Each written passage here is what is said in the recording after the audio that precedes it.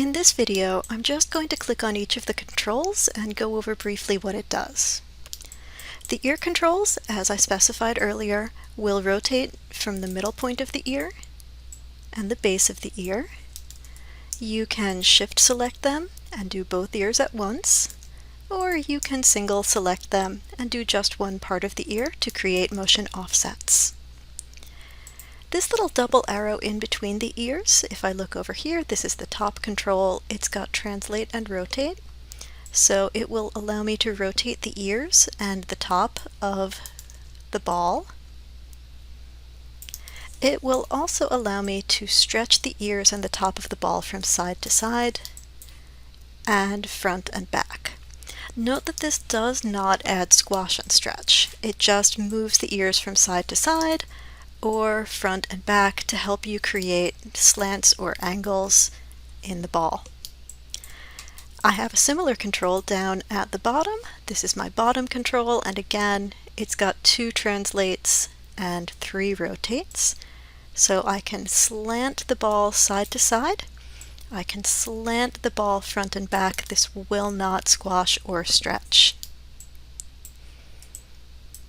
If I want to add squash and stretch, I've got this big letter S right here. This is my squash control, and it translates Y.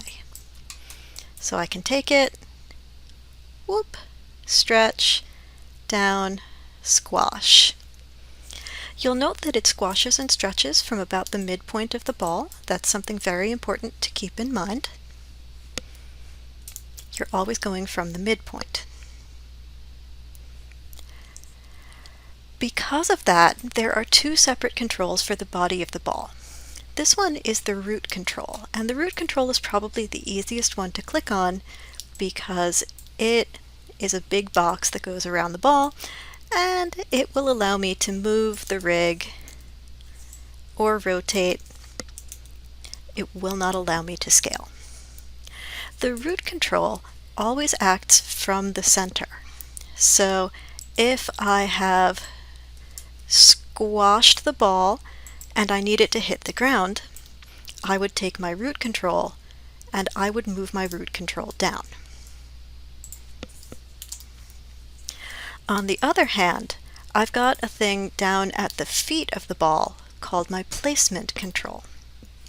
My placement control will allow me to move, to rotate, and to scale as a little bit of a difference.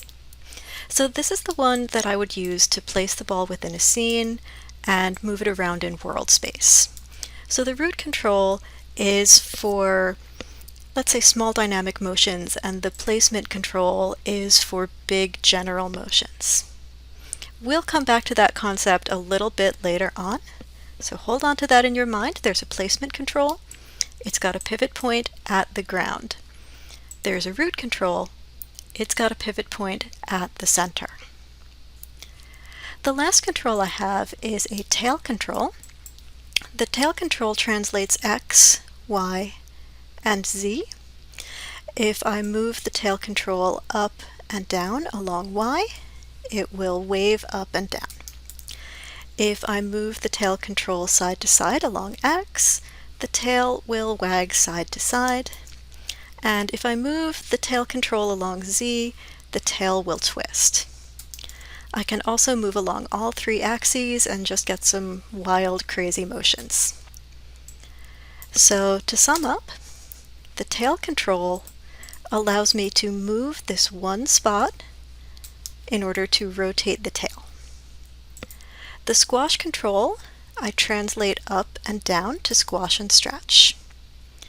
The root control will allow me to move and rotate from the middle of the body. Placement will allow me to move, rotate, and scale from the origin axis. I've got a bottom control that's going to allow me to slant the body of the ball, and a top control that will allow me to slant the top of the ball.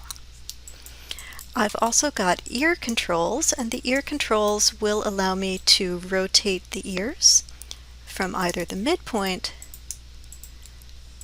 or the base. So go ahead, take a few minutes and get yourself comfortable with clicking on the controls and trying them out and just seeing what they do.